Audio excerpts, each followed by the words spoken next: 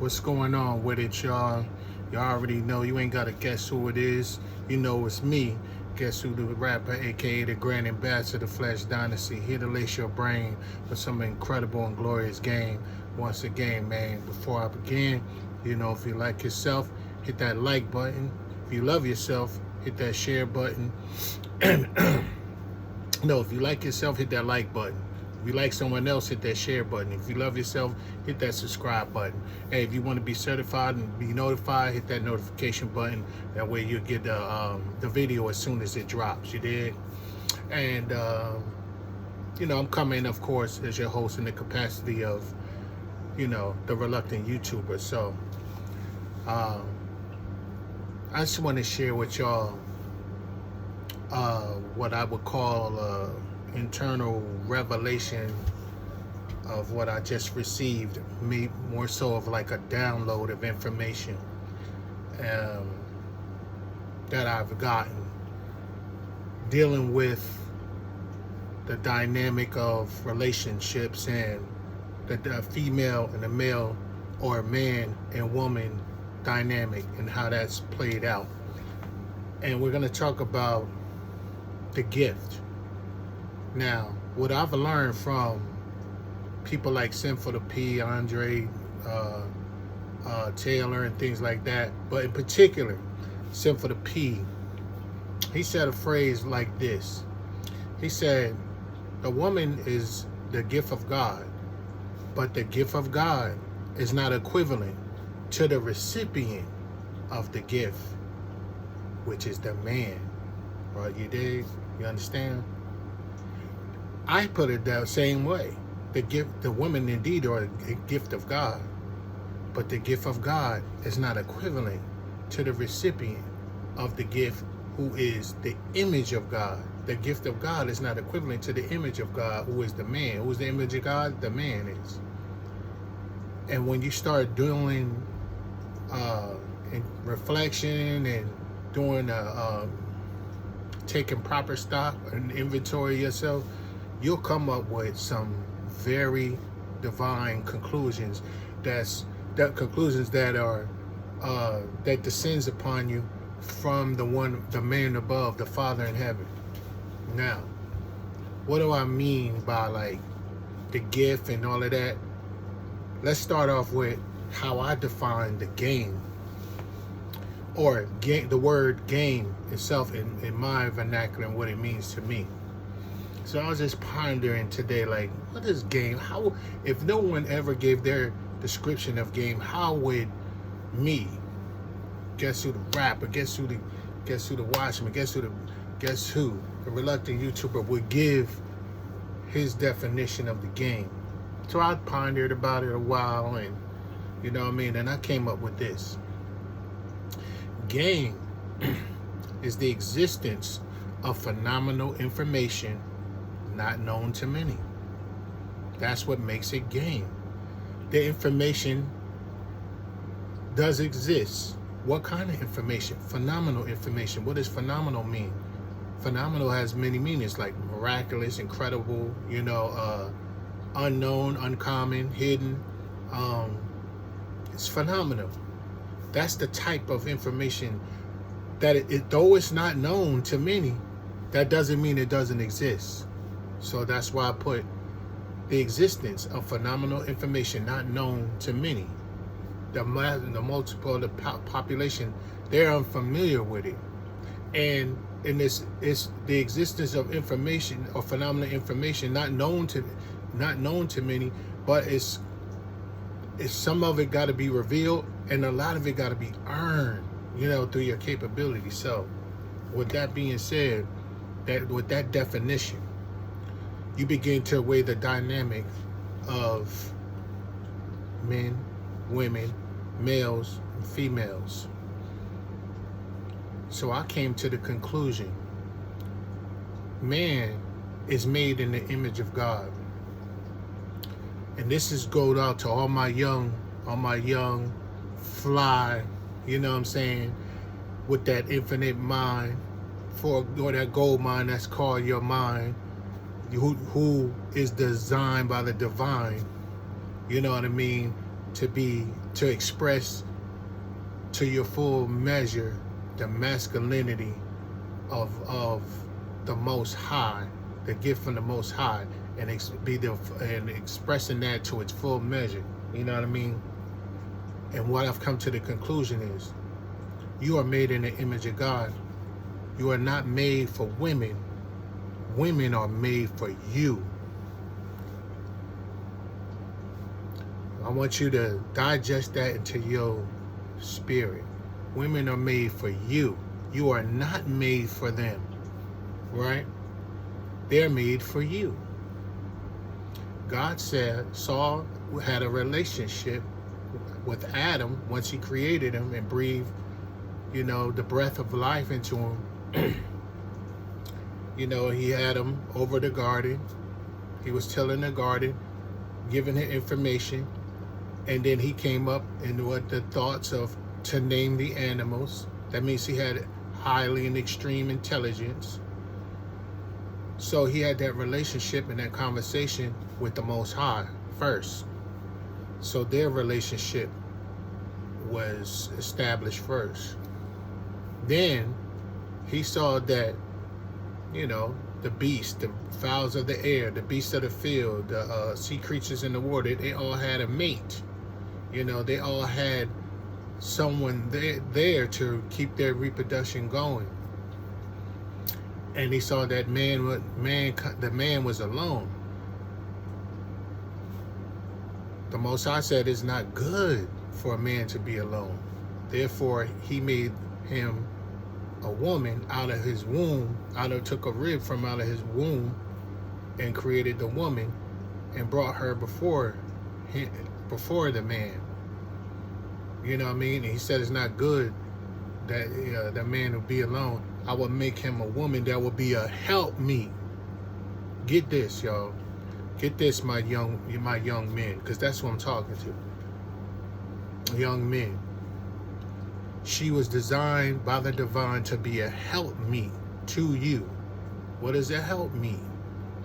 Now, if you're going to think in the regular street vernacular terms, you need somebody to help you meet your goals or help you meet your agenda, your aspirations, whatever. That's what it's supposed to do. That's what it means.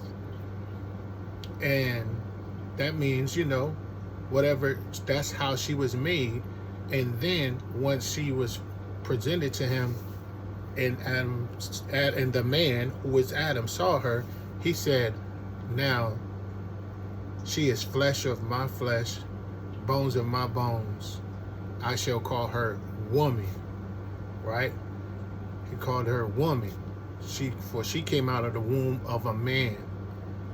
So man is made for the glory of God, and women are made to the glory of men. All right. Now that we got the positions understood, the women are often titled as the weaker vessel. They're not stronger than men, or